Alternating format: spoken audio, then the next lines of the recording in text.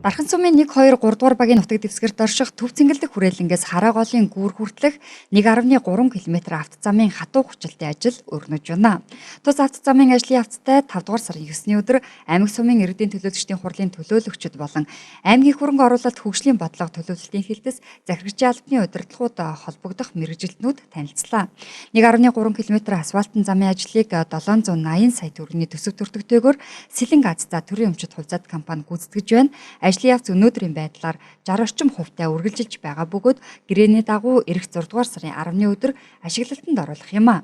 Энэхүү автозамд 2 ус зайлуулах хоолойг мөн 160 сая төгрөгийн өртөгтэйгээр шинээр байгуулж байна.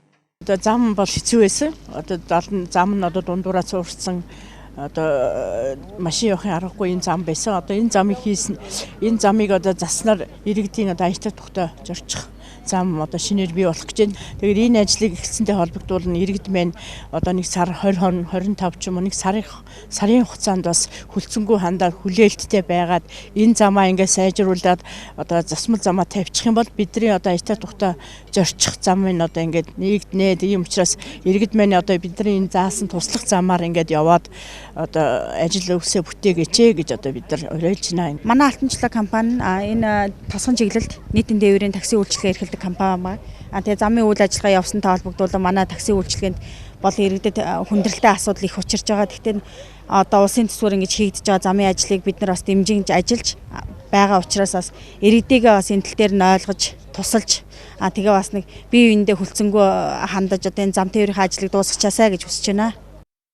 Мөн 3 дугаар багийн төв автозамаас төмөр замын фрезер хүртэлх 2.7 км автозамын шинжилгээний ажлын эхний хэсэг болох 900 м автозамын хатуу хүчилтийн ажил өнөөдрөөс эхлэж байна. Тус автозамын ажлыг 432 сая төгрөгийн өртөгтэйгээр Октрогон бүтээл компани гүйцэтгэхээр тендер чалгарсан ажээ. Дээрх автозам нь 20 жилийн өмнө тавигдсан ч өнгөрсөн хугацаанд хэсэгчлэн зассаар ирсэн юм. Өнөөдөр инхүү холбогдох албаныхан автозамын засварын ажилтай газар дээр нь танилцсанаар дараах шийдвэрийг гаргасан байна.